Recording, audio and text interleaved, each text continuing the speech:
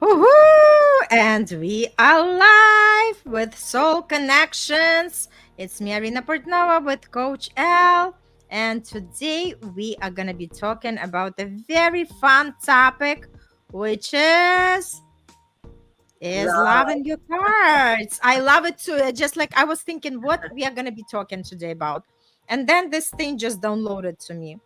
And I just wanted to say that a lot of times people after they have their initial relationship or the second relationship or the third relationship, when something doesn't work out, then they get like really frustrated and they say, okay, it's not working, I guess love is not For me. in my cards.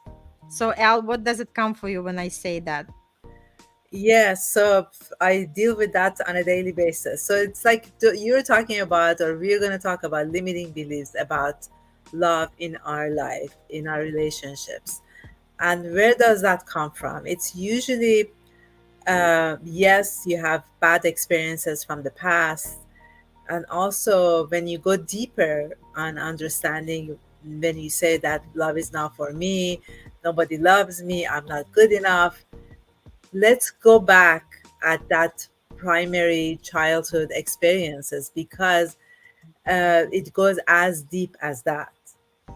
And Mm, at the surface, yes, we say, okay, this is what happened in my last relationship. I don't believe in love, or I'm skeptical about love. But because you don't believe it, or you're in that space, that's why it's happening to you.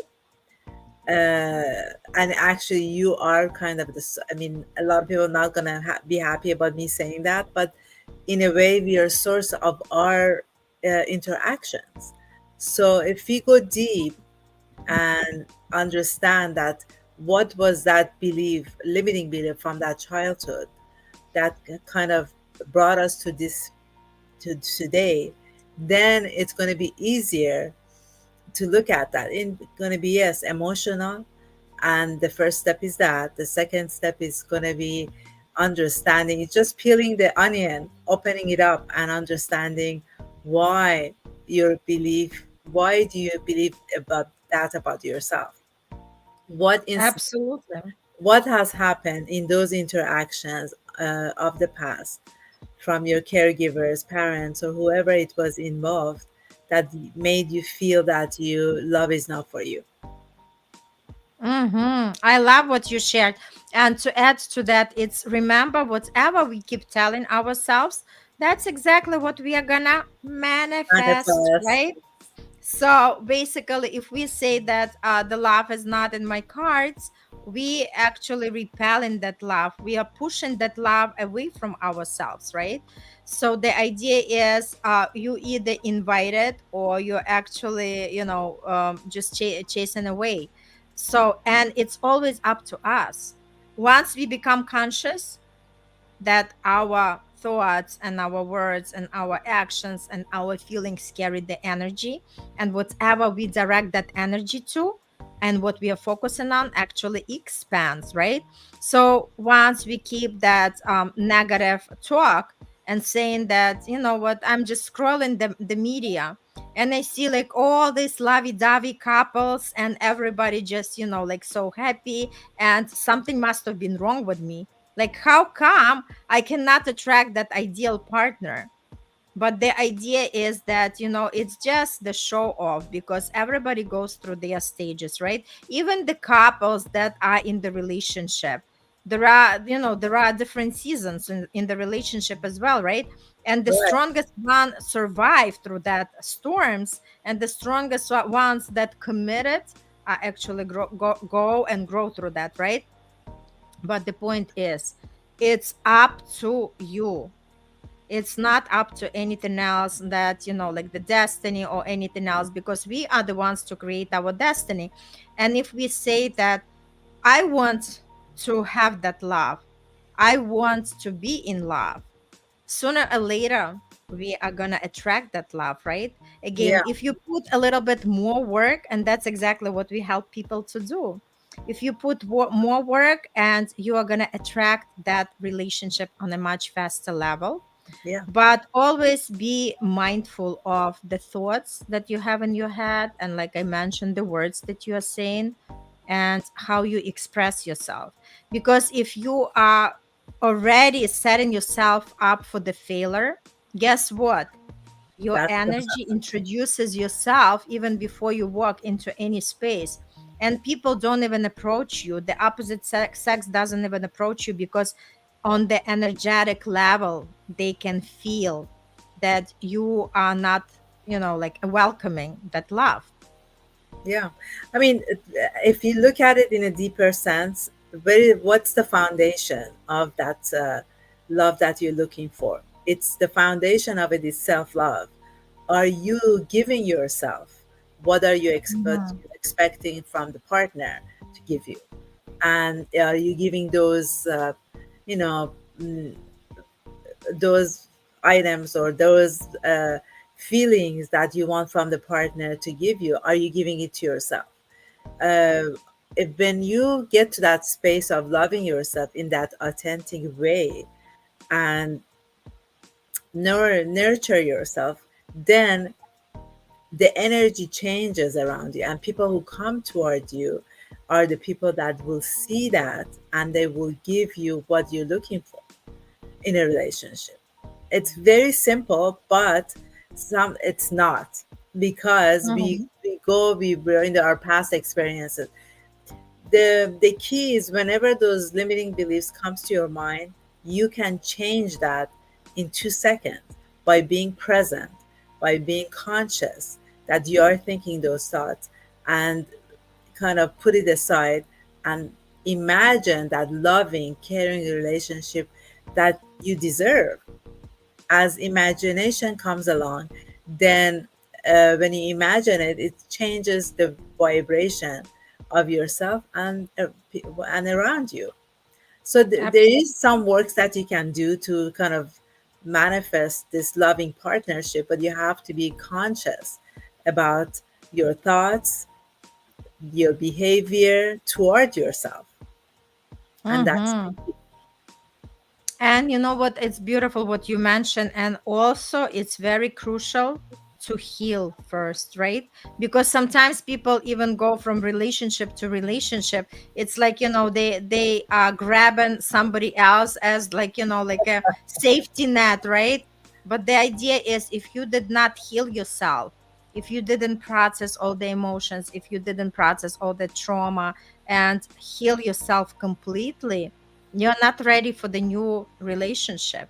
So it's very important to have that pause, to have that time which you give to yourself, to understand yourself better, to understand the situation and why that lesson was presented to you, why that relationship really didn't work, because there is always why inside, right? And there's it's a for reason. us, rather than just getting upset and say why this is happening to me, we know that this is happening for our growth, because That's through the struggles, through the challenges, that's exactly where we are growing, and we understand things on a much deeper level, right? So yeah, what would I want to change about myself, right? Maybe how I perceive the relationship, or maybe how I keep my personal boundaries, not allowing others to cross them, and know when to say no. exactly. Boundaries are the key to have a loving, healthy relationship. And understanding what your needs are in the relationship, it's essential. What you said, it makes a lot of sense. A lot of people go finish a relationship, jump into another one without knowing Mhm. exactly what their needs are in a relationship, and they go into another one just to find out what their needs, but the other person can give them. But that's not the key. The key is knowing what your needs are and have those boundaries that, okay, if I don't get this and this and this in this relationship, this is not for me. I mean, having that energy of knowing exactly what you want is very important. Yes. So I invite the listeners, if you are right now in that position when you are saying, you know what?